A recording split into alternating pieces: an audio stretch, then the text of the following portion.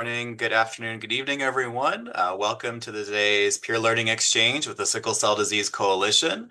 We have a few people who are steadily joining us. We will get started in just a few minutes, but thank you so much for joining us today. You're most welcome to have your cameras on if you would like. Understand, though, people's schedules, but we look forward to the conversation. We'll get started in just a few minutes.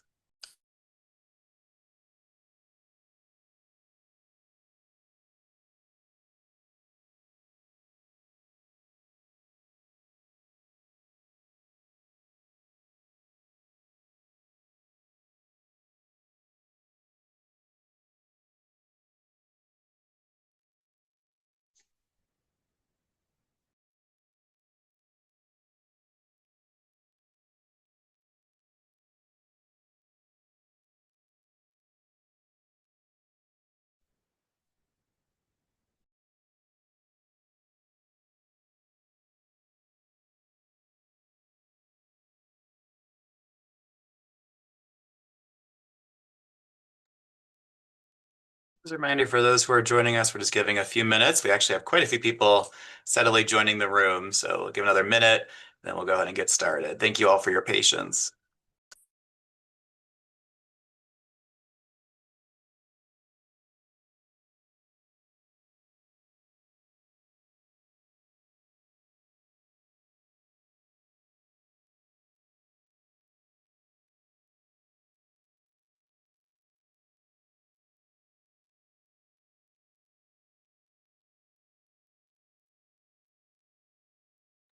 Great. Well, I think it's slowed down. I'm sure more people will be joining us. And thank you, Marjani, so much for hosting today.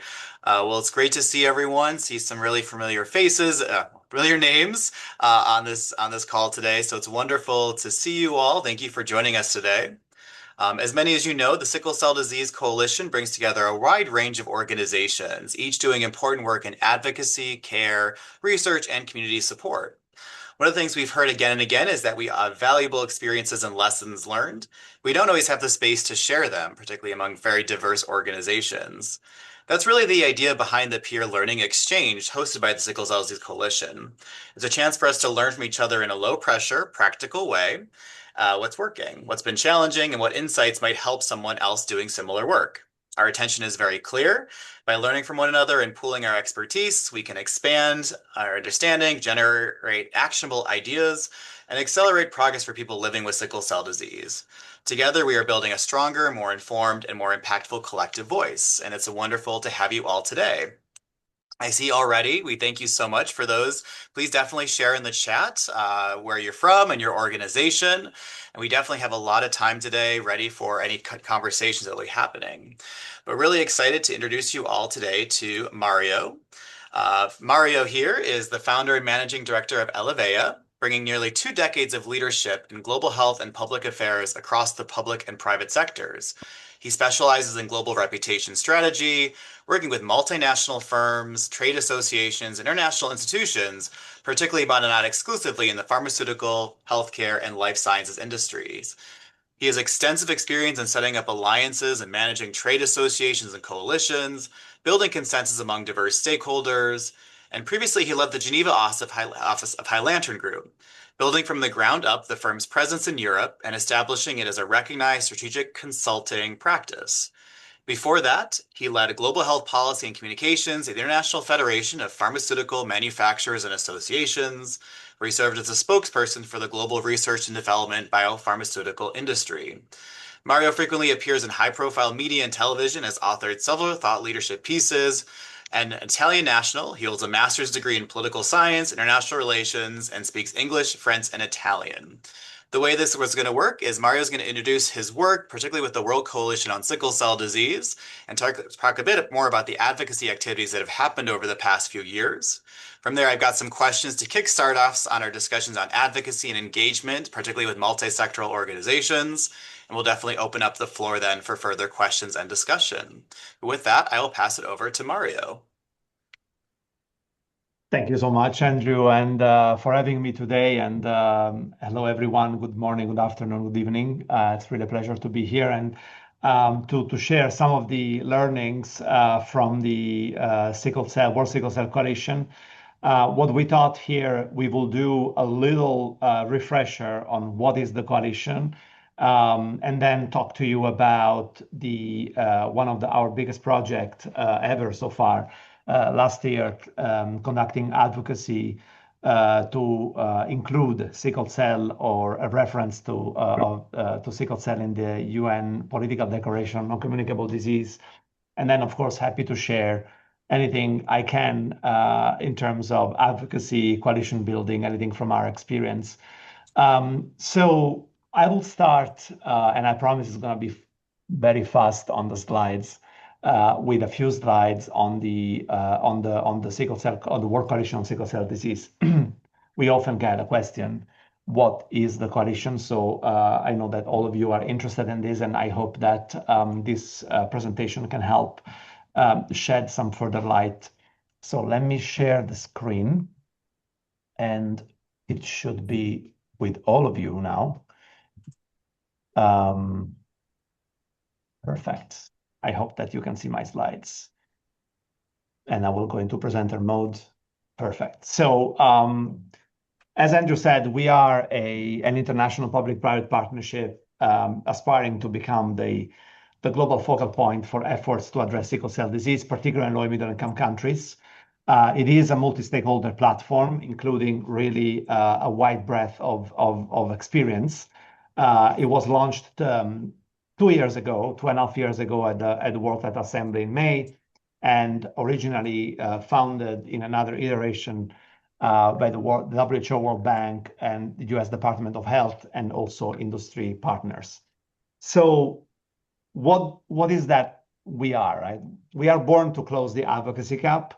When it comes, to awareness raising, when it comes to understanding of the disease, there is a lot out there. But when it comes to advocacy, that's really the niche that the coalition is trying to hit, and the variety and diversity of partner actually helps really in this direction.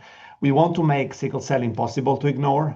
It is an issue that it's incredibly prominent in many geographies, but yet it doesn't really get attention that it deserves. We want to be the global hub for coordination on sickle cell disease, because we have this huge diversity, private sector, medical societies, individuals committed, foundations, patient groups. So we have really a great diversity in terms of our membership. And obviously, we want to shape policy to secure investments. And that's also part of the work that we have done last year. But also, we often need to say what we are not. This has been an ongoing need from our side. We are not a patient group, but we aim to work in service of patient groups, supporting and amplifying any of the advocacy effort at local level. We are not a group of individual and clinicians or scientists, but we are committed to collaborating with experts to strengthen their work at all levels. We are not duplicative of current efforts, and there are quite a lot, I have to say, in the sickle cell community. And also, the coalition is not really promoting individual interests, but is actually convening diverse partners around a shared vision and an inclusive agenda for advancing access to care for SCDs. So here you see a little bit our priorities. We essentially want to elevate the profile of SCDs on the global health agenda, work with all stakeholders to raise the case for increased resources to support efforts. That means unlocking global funding, unlocking national budgeting, adequate budgeting for sickle cell disease, where eventually the difference is going to be made. We also want to act as a repository of best practices to ensure quality of care can be provided regardless of the geographic location of the individuals.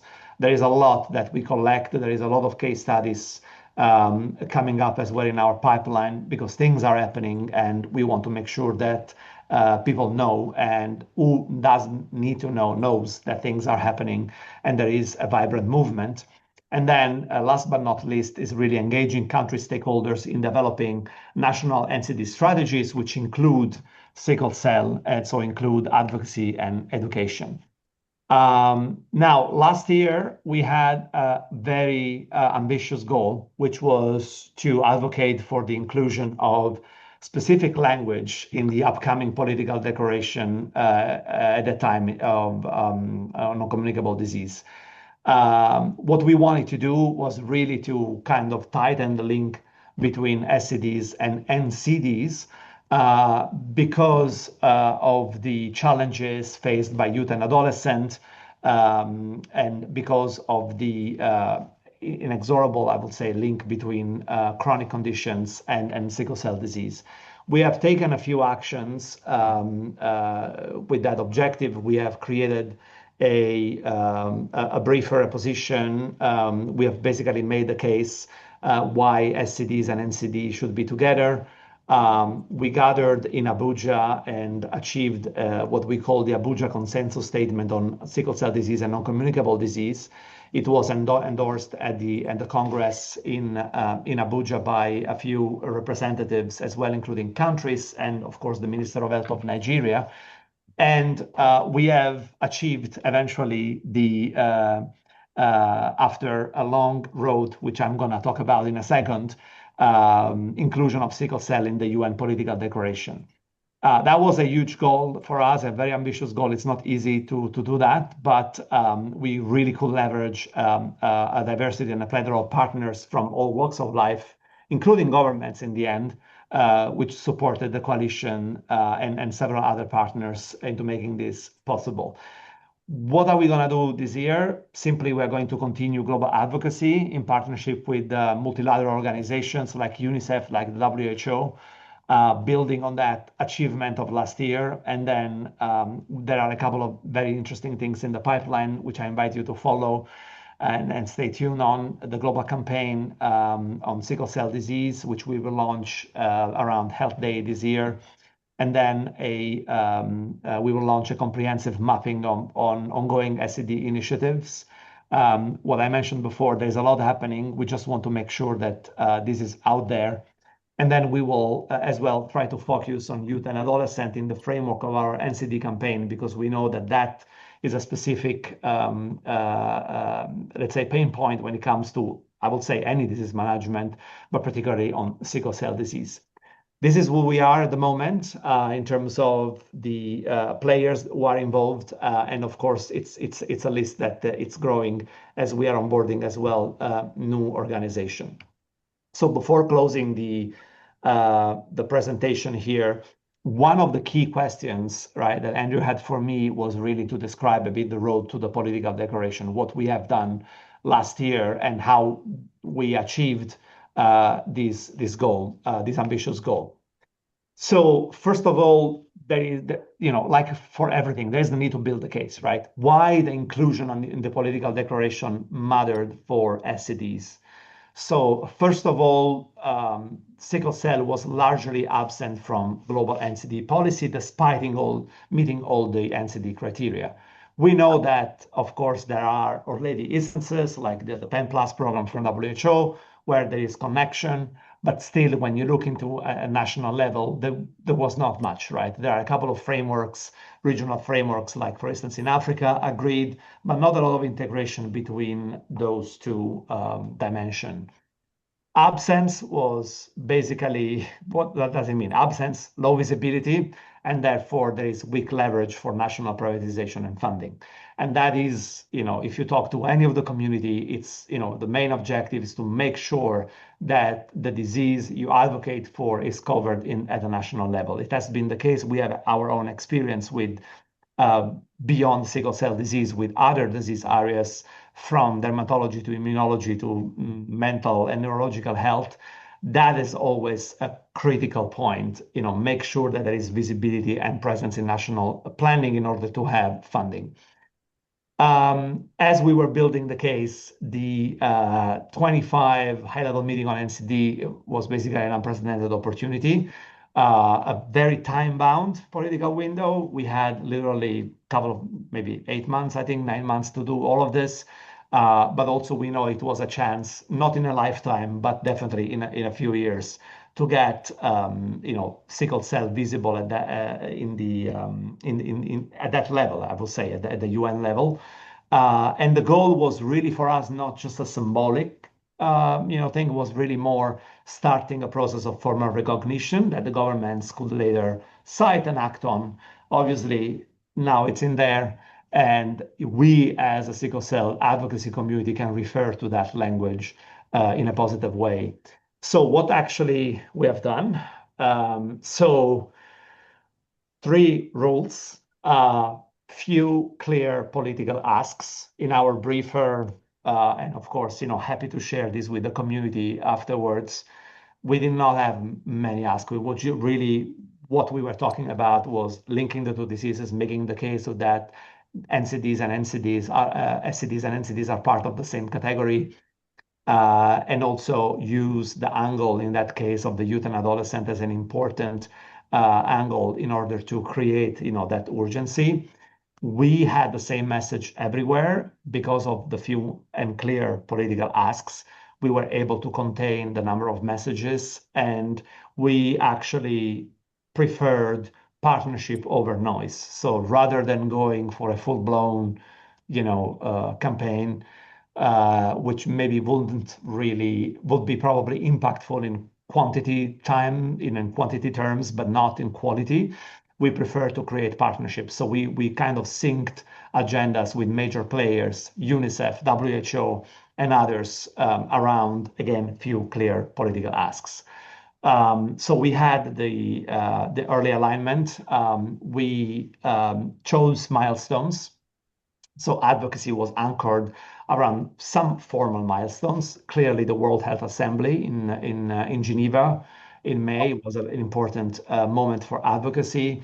And then, of course, in the preparation of the UN General Assembly, there were several interactions with governments, with permanent missions in Geneva, with other country representations through our partners as well.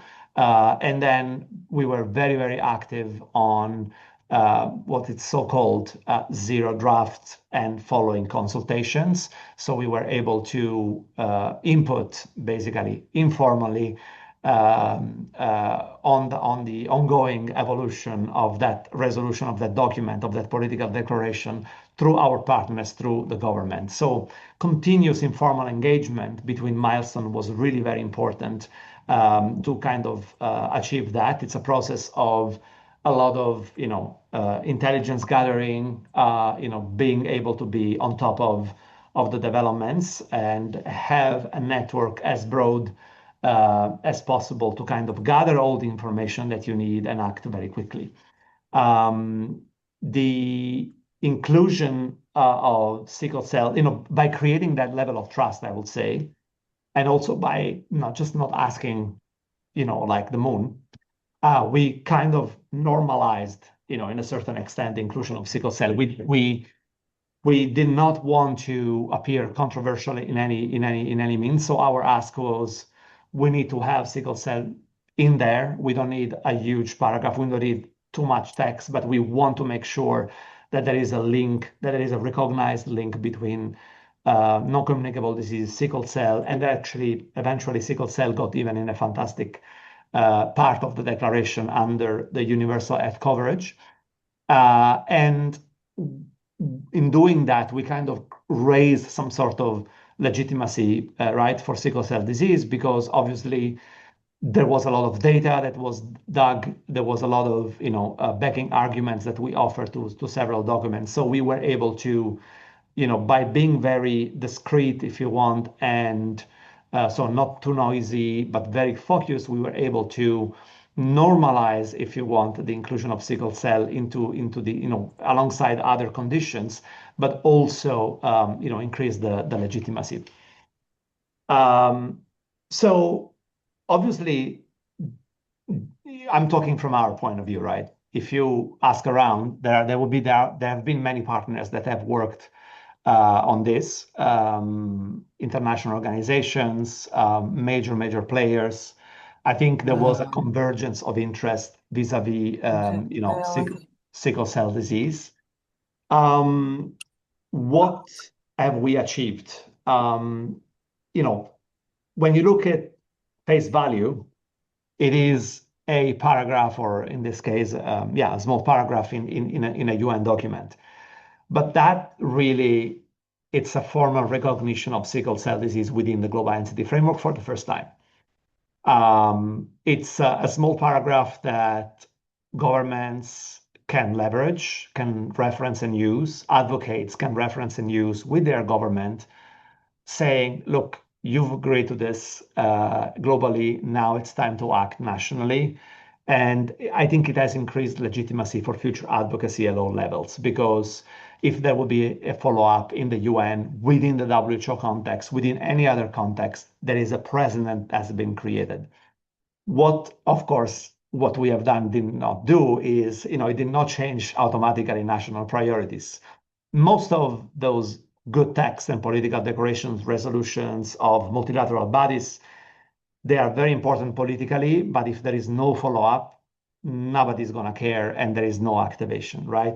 So there is no automatic national prioritization, there is no automatic funding allocation, and obviously there is nothing, there is no immediate translation of access to services, right, at scale. But having that sentence or that paragraph is actually where advocacy actually really begins, right? Because the political recognition creates opportunities to create outcomes going forward. And as I said just a second before, what is going to happen next, it really depends on how advocacy is going to be carried at a national level, a regional level, using the fact that there has been a group of people, a group of partners that has worked, tirelessly a couple of months to just get that sentence into that document. For the sickle cell community, I think has been a huge recognition in terms of, and actually also a great exercise of partnering with governments. We had several governments from the Caribbean, from Africa, and united, and they really understood the need and the why. And I think that has set up the basis for what's coming. I cannot say much, but clearly there will be some follow-up to these, and there will be some increasing. I think a stronger movement of advocates at very high level, which is going to be very present going forward with a few things that are very interesting in the pipelines. So I will stop here. It was pretty quick, but I hope that that kind of has framed a little bit the argument. And then Andrew, happy to answer any question you may have on some of the how to and some of the secret sauce, if I can call it like that. Great. Well, thank you so much, Mario, for that amazing presentation and an overview of the work of the coalition, what it's setting out to achieve, as also reflecting as well the great work done on the political declaration on NCDs. She said it's a great step in the direction we all want to go to. More work to be done, as always, but that's why we're all here, and that's why we work in collaboration. Maybe to get us started, I'd love to just ask you, Mario, and for those on the call, you're definitely welcome to ask questions as well. You can either choose to use the chat feature, or if you'd like to raise your hand, I'm happy to call on you or read your question depending on which makes sense for you. Maybe to get us started, I love it. Your work has been across broad different disease areas. I know you've worked with the Global Fund to fight AIDS, TB, and tuberculosis and malaria. I know you've worked in other disease areas. What are some of the lessons learned that you've seen in these other disease areas that you've taken to then work with the Sickle Cell Disease Coalition and particularly working with the sickle cell community? Yeah. I think, when we look at the other disease areas and some of the work there, I think what I said before, like normalization kind of matters. For many of these disease areas, the pattern that we have seen is repetition, right, and persuasion. I think that's really critical. When you look at HIV, TB, malaria, for instance, but also the NCD movement. I mean, now it's been 15 good years of established advocacy.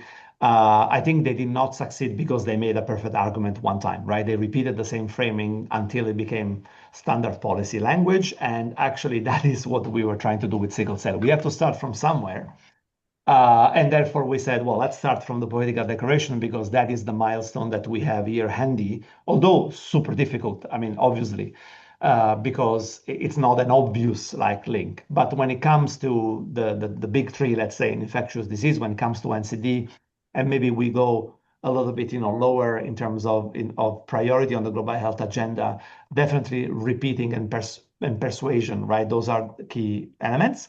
I think when you look into the HIV, the targets around 1990, they created a shared global ambition, a simple way just to measure progress, something that it's good for politicians, to act on, and so they created like a common language, and I think that could be a road for sickle cell. We will need some similar, clear, shared targets to just call for more.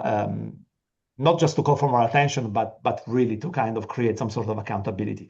And then another thing I will say is that the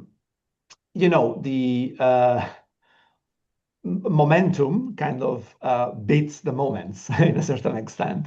And that's really also why we choose what I say partnering over noise, right? Because it's like like a great campaign or a great article or something. They create great moments, but I think they don't create that like longer term kind of background noise that you need. And so looking at the future, the fact that we have been able to partner and to establish some partnership now give us momentum, right? Because we had a high level win, but then what follows, will matter more. And then there is not a lot of spotlight, but then now we have established a relationship that will help us hopefully, add and create new initiatives, new movements, expand, the vision we had to make sickle cell a global priority. And that was done because we approached it in, that this in momentum creating. And it was the same. I mean, we have worked in epilepsy. It was exactly the same as well. Like privileging targeted partnership over just big splash. And you can see a lot of success story that has this element of momentum creation, let's say. Thank you, Mario. And I'll open up the floor to questions. I have one more, and then I'll definitely open the floor. But, as you mentioned, the 90-90-90, and for those who may not know, it's this UNAIDS, the United Nations Joint Program on HIV/AIDS, came up with this global target of 90% of people living with HIV know their status. Of those 90% are on treatment, and of those 90% are undetectable viral loads. So the 90-90-90. And when those came out, I remember the global community's response was, this is ambitious and may not be achievable. But in the years to come afterwards, we did see many countries actually achieve those targets, and actually then it moved to 95, 95, 95, and even more. And despite, a lot of concern there, that really was an achievable goal for many countries. And, with the Global Declaration on NCDs, including sickle cell, also a major achievement. But going back to your slide, Mario, you really talked about, I love the one slide you had on how did this happen? And it was meetings. It was a communication strategy. It was bringing people together with Mm. one voice and a simple ask, if you will. And so my question for you is, how do you see organizations, who may not work at the global space at the UN level, maybe they work with their national governments or their local governments. How do you see them taking that lesson learned of it really comes down to a simplified message, meetings, and strong communications that they could take into their work as they meet with policymakers or decision makers for their own advocacy goals? So, I mean, obviously there is no silver bullet, otherwise that would be easy or too easy. But I think before starting any advocacy activity, so let's look at what happens generally. The overall approach, right? When you do disease advocacy, always starts with the patient story somehow, right? So, and that's obvious, right? Because these are the people we're working for. But then we have to be one level, into realistic thinking and say the personal narratives are very important. They build a lot of empathy, but they don't very rarely shift the budgets or the legislative frameworks, right? If it's only that the angle. And I think that's a hard truth, right? There are moments where, there are cases that become top of the media, right? I'm Italian, in this moment, there is a huge discussion in Italy because of a 2-year-old child who did not have appropriate access to a heart transplantation. And now this has become, I mean, this is a very, very difficult case even to talk about because it's a 2-year-old child. It's something that should be absolutely, um, routine, right? But yet it did not happen properly. And so there is everybody involved, like prime minister, president, and so on and so forth. But this is probably going to lead to some, revised guidelines and other things on transportation, things, for instance, right? But these are moments, right?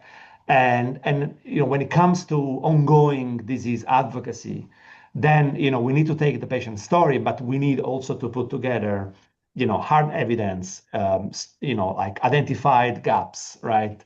We have to kind of move from emotional resonance, right, that the anecdotes, the stories give, to something that I would call like, I don't know, structured accountability. If you, I don't even know if this is an appropriate word, but something like that creates accountability in a structured way for the government. So, you have to be clear, in terms of the policy rationale. So you have your stories, but you need to know the policy rationale. So what is the burden? What are the gaps? What is the cost of inaction, right? Make it resonate at country level, right? So you use that country experience, study the existing budget, what are the political priorities, why, what will change if your disease was going to get prioritized. I mean, we're talking about sickle cell in this case. And then, of course, come up with a specific ask. So it's interesting because, in the sickle cell community, we have a few problems, right? I mean, we have heard all the time that the advocates they talk to themselves only, right? And that's everywhere, right? Everywhere you have it. We have to go, beyond that, right? You know, if policymakers often view diseases like sickle cell as an issue rather than a public health priority, because indeed, there is that fragmentation. There is not a lot of work that has been done in terms of, making it relevant for them and for their political agenda. And so, to summarize and to close on this one, I will say, imagine like the heart, the head, and the hand, right, in a certain extent. So I think the heart is, patient voices, community leadership, everywhere important, no matter what kind of disease, HIV, psoriasis, or sickle cell. Then you need the head. You need gap analysis. You need economic impact studies. You need epidemiological data. You need the hard facts that you can bridge to after you have unveiled the main anecdote and the problem from an emotional resonance point of view. And then you need the hand, which is the policy alignment, right? So how those local realities can be utilized, what kind of policy frameworks you have. In this case, when you look at what we did, we said, well, NCD is a great policy framework. Let's try to align sickle cell to that, right? That was our hand. Nationally can be different, right? The European patient group could look into rare diseases, right? Because sickle cell is more configured as rare diseases. Others could look into chronic conditions, and national disease non-communicable disease planning. So you need a combination of those elements, and I think hopefully, for the community, as this case on the political declaration gets a little bit more known, I think that could be a model as well to inspire action nationally. Great. Thank you, Mario, so much for that. Really appreciate, as you said, the marrying of the stories with also the data as well. We know in the sickle cell world, particularly globally, sometimes data is hard to get, and but we do Hmm. appreciate, Dr. Alexis Thomas is on the call, one of the authors of the Lancet Commission report. We do have some evidence tools in our toolkit, if you will, that can really help us strive for the advocacy that we want to achieve. But thank you for that. So I will open it up now to questions for Mario, particularly as it comes to strategizing around advocacy. I do hope people might have questions. Again, you're welcome to use the chat feature or as well as raise your hand. A full warning, I know many of you on this call, so I might start calling people out depending on where we get in responses, but I'll open up the floor if anyone would like to raise their hand. It looks like there's a question in the chat. Ah, yes. Oh, thank you so much, Dr. Thompson. So, Mario, maybe it's helpful to maybe get this started and maybe use your lens on advocacy, but it seems like we have been making progress on screening and understand and building up on how do we make sure people can know their sickle cell status. What would you say is the current strategy or work that can be done to maybe promote that? And maybe I'll ask on a few others on the call too to maybe share their perspectives on that too. Yeah, I mean, from my point of view, I mean, of course, I'm approaching it from an advocacy point of view, right? So, and not from a pure public health or clinical point of view here. Uh, I think there is a number on the know your status, right? There is a number of fantastic initiatives, in particular in the United States, but not only, that are taking place. And for me, it's I'm bridging back to one of the points that I wanted to make, which I don't know if I did. I think there needs to be a little bit more. I think a good strategy to keep it up and to kind of continuing coordination between these various, center of excellence, if you want, right? I don't want to make names, but there are several initiatives that are really like fantastic when it comes to uh, grassroots awareness level. And I think in that case, bringing complementary voices together, so the patients, the practitioners, bringing in some of the implementers around the need, right, to increase screening. I think that would be a way forward, right? So using coalitions to move faster, right? To kind of increase the credibility and maybe get more and more, if you want users or patients, right, to kind of go for screening. I think that's a critical component. Um, Obviously, this is one of the most important. I mean, we're talking about sickle cell, but look at other disease areas, right?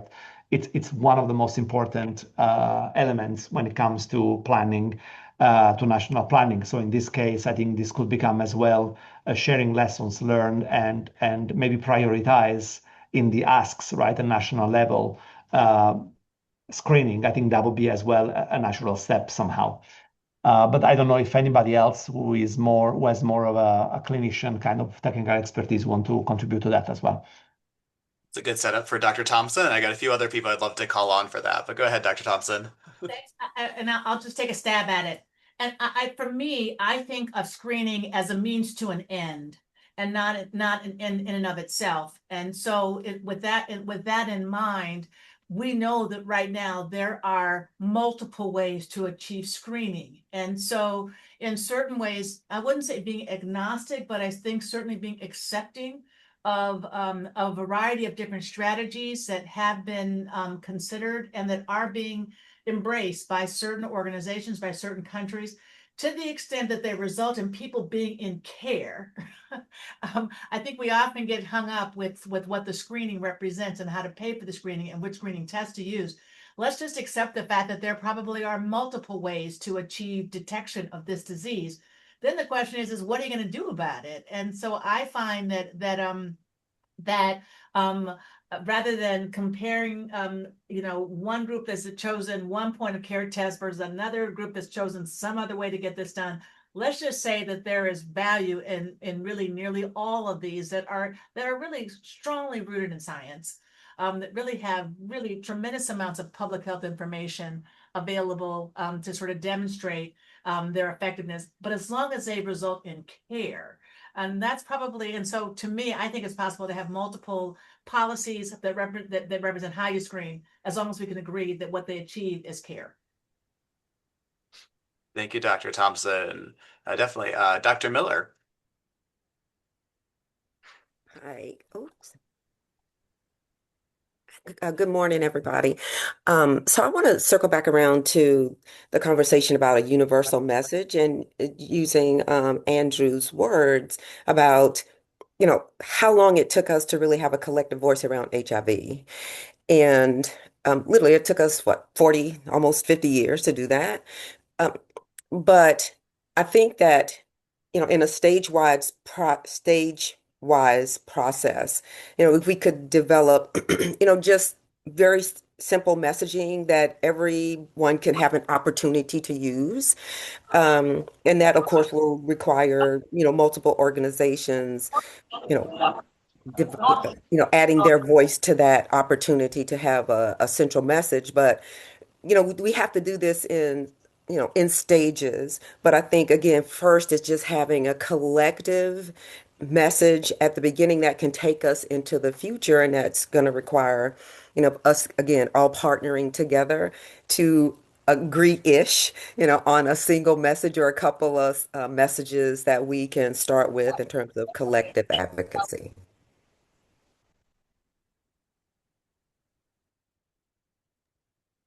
Thank you, Dr. Miller, so much. And absolutely. And it's a process, but I really appreciate, as you said, it's coming together. And I think that's, Mario, what you've been sharing very much so is the importance of convening, the importance of bringing people together, sharing discussions, sharing different points of view, and definitely doing more on that. So thank you so much for that. I know there's going to be a lot more conversations to come on that front. As we also get ready for the next Global Congress on Sickle Cell Disease, scheduled for next year, I believe. But I think more to come as we hear more from them on that. I also was interested. Thank you so much, Remus, for sharing as well. Clinton Health Access Initiative has been doing such incredible work on bridging different areas of gaps, particularly when it comes to supply chain management, access to testing, as well as to hydroxyurea as well. Not to put her on the spot, but Dr. Galani, I believe you were still here, is as part of Clinton Health Access Initiative. Dr. Galani, do you mind just sharing a little bit of the work done on expanding access to some of these testing and disease-modifying therapies?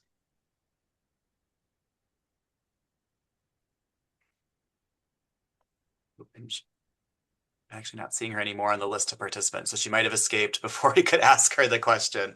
But I will, yeah, go ahead, Mario, please. No, if you want, I can try. But I mean, obviously, um, because Rimas, you were asking how we can encourage this as at the coalition level, right? And so I think what we are saying as a coalition, obviously, is that treatment is important and is as a part of a system package, right? It's we're not talking about a standalone intervention. It's a component of an integrated SCD response that look into screening, diagnosis, into appropriate clinical guidelines, into workforce training, into creating awareness, monitoring system, and so on and so forth. So I think we as a coalition, right, and I'm just taking that liberty here to brainstorm with you. I think promoting access to hydroxyurea as a part of a system package, I think that would be probably one of the things that we could do. At the end of the day, when we look into access, governments are anxious about supply chain sustainability, about long-term financing. There are, maybe regulatory issues, especially if we talk about, local manufacturing and local production. I think what we can do as a coalition is really provide that convening part in terms of, getting the governments together or implementers together and then create that exchange. and also connecting, sometimes the ministers with implementers. So that's what I would say from a more policy angle, if you want, without wanting to, maybe go into replacing, of course, Chai for this answer. Yeah. No, thank you, Mario. And we'll definitely have Chai also talk more about that work. We can share more resources as well after this call. But I think that's also, again, reiterating what Mario mentioned, really the value of coalitions is not redoing what Chai does, but really learning what Chai does and seeing how it can be implemented elsewhere as well. Dr. Miller, before I get to you, I do see some questions in the chat. So we have from Abraham here. In Africa, I know that a rate of persons living with HIV is high, same as sickle cell disease. As someone who's worked in some government hospitals, I've been open to see some of these diseases, but have encountered a sickle cell warrior with hepatitis B. And how do we advocate to someone who's battling with multiple diseases such as HIV or hepatitis? These have been very difficult scenarios to have. So, Mario, is there any words you might want to share on just the connection between disease areas? And maybe then I'll open also for some of our medical providers as well, some of the work done when it comes to people impacted by multiple diseases. Mario? Yeah, it's a tough question because the problem that we often see it's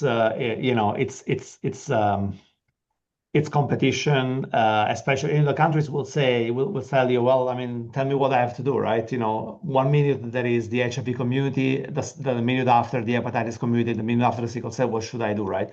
So I think the point, I mean, it may look a bit general what I'm about to say, but you are advocating right with those you have to advocate with those community because I think overall there is always a level up that you can go, right? Which in this case it will be shifting the attention from an X disease towards saying we need a more person-centered chronic care, right? Because when you look at the reality of an HIV patient or an hepatitis patient, what are we gonna get? We are gonna get clinic visits, multiple medication, stigma is high, financial strains. These are all systemic issues that need to be addressed in that integrated framework, right? And that's how you can do find the opportunity to coalesce with different other disease areas around, like under an umbrella, if you want. So I will say that. So framing the issues around health systems, and I think also maybe. I think the HIV, somebody said it before, right? I mean, we're talking about 40, 50 year of serious advocacy. We have successes in the HIV because of it built a lot of peer networks. There was a lot of rights-based care. There was a lot of push for integrated services. So when you look into SCDs and comorbidities, if I can dare to say that, I think, again, normalization, right?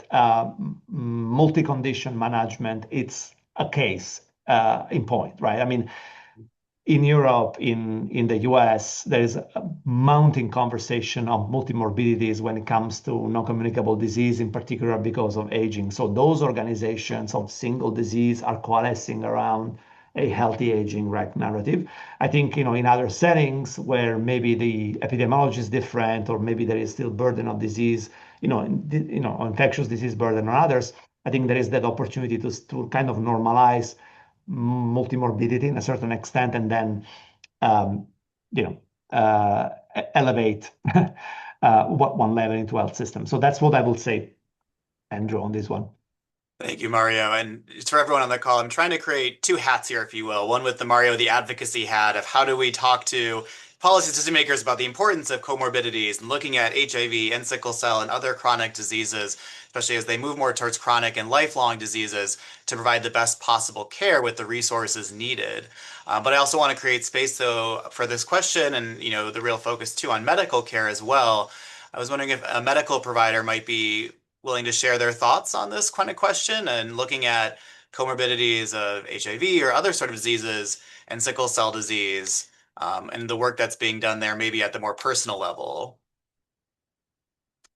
There may be a medical provider. Anyone want to share their thoughts? Well, there have been two different ways to think about sickle cell disease, right? I think early on we talked about comprehensive care centers or centers of excellence, and there definitely is in certain high resource countries. I mean, I work at a children's hospital. I mean, so that's a perfect example. Yet I think that the movement away from that to actually think about integration of sickle cell into standard care is invariably going to result in having patients with sickle cell having their care aligned with, but not necessarily competing with these other conditions, because there will be some who have more than one thing. I mean, so in my institution, the biggest one is sickle cell and asthma. If I start to separate asthma out, and say that you can't come to this clinic because you have sickle cell, that would not work. But the notion that we can acknowledge the importance of really finding a system of care that actually allows resources to be used for whoever needs the resources and to take advantage actually of the experience with people who in fact are fairly broad based. It is a model, and I think there are real advantages to having that model. It need not be the only one, but I think to the extent that we are moving toward sickle cell care being integrated and not vertical any longer, I think is a model that will probably work in more places than they have, say, in higher resourced areas. Absolutely. Thank you so much for that. More medical. Back to advocacy hat too. I would just add as a lot of the work we're doing, particularly with Kanza, the Consortium of Newborn Screening in Africa, and others, are looking at how we can advocate for national health insurance programs to strengthen them. And that cuts across multiple disease areas. And so therefore, there's a lot of room for collaboration, coalition building with HIV focused advocacy organizations, diabetes, or what name it, other disease areas, because a strong national health insurance program will only lead to better success and better support for broad patients living with disease. So I think that's something to think about too for many organizations and those working globally as well as the US. A lot of work being done on advocating for Medicare, Medicaid in the US, but work that can be done across disease areas as well when talking to policymakers. I think Dr. Miller, I'm going to give it to you for a last comment or question, and then we'll conclude. Thank you. So I want to go back to Dr. Thompson's she was just sharing about, sickle cell disease just being seen as part of another condition that can be handled by, a general physician. And that's really one of the issues is that many physicians do not feel like they are capable of treating a patient with sickle cell disease. They see it as a completely separate medical condition and entity that they are not, don't have the experience to do. And so they quickly look for someone that's a provider. So I think again, that's the huge piece of, what's happening in the medical community and for us to figure out how to have sickle cell disease seen as any other medical condition. Well, thank you for that so much. And absolutely right. There are not enough hematologists to meet the needs in the United States as well as globally of patients living with sickle cell disease. So a lot of work being done there.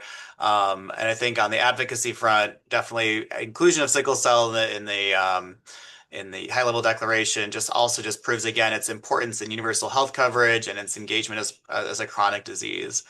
We have a few minutes left. I do want to pass it to Ivy and the coalition to share any final updates. But before we do that, Mario, is there any final thoughts or comments you'd like to share with the group? We really do appreciate so much you taking the time to educate us and share your expertise on advocacy building. No, I'm really glad I could do that, and thanks for the invitation, Andrew. I mean, as you know, our heart in this is very much into this project here, and we are rewarded, honestly, because of the engagement of the partners, and I think the what's coming. If you allow me a commercial, we are launching a campaign on sickle cell disease in a month. So I will really appreciate the support of this community in spreading that whenever it will be out at the end of March. It's really something simple. Sometimes advocacy starts really simply. I said before that it's a combination of the heart, the hand, and the head. Hopefully that campaign gives a little bit in a basic way some of those elements. We have a few stories, we have a few data, and we have a bit of a political narrative as well in those resources. And so we hope that, that will be enough educative and, easy to share for communities advocating on sickle cell. Um, I mean, of course, me, the team, our coalition, always very, very happy to receive advice, suggestions, and offer for partnership. So if any of you wants to learn more, please feel free to contact us in any of the digital means that you have. This year and hopefully next year will be very important for the community. We are living in a world where things are different than they used to be, especially from the global point of view, from the global multilateral point of view. But nevertheless, there is a good momentum and there is good vibes on sickle cell in particular. So we will need the support of everyone at any level, honestly, to make this happen. So yeah, just thank you so much for having me today. Thank you, Yes, Mario. thank you so much, Go Mario. And ahead. thank you, Andrew, for helping us out today. For as always, as Mario mentioned, that launch of the campaign, I know that within the coalition, we're hoping to be able to support that with our own, being able to help catalog all the different perspectives. As Lori mentioned in the chat, it's more than just those deficits in medical knowledge, but across different perspectives and stakeholders, and we all hold a piece to the puzzle. So thank you so much for joining us on our global advocacy. We do have a U.S. advocacy coming up in a couple short weeks. We will be joined by Sick Cells on March 4th in a lead up to their sickle cell policy forum, which they host every year. Please be sure that you're joining us for future. And Marjani has dropped a few times in the chat to please complete our feedback survey. We really are looking to ensure these sessions are of the most interest, and we are catering them across the space to ensure that we are able to share what everybody is wanting to learn and about those key moments and knowledge building that we all speak about and wish to learn more about. So thank you so much for everyone who joined us today.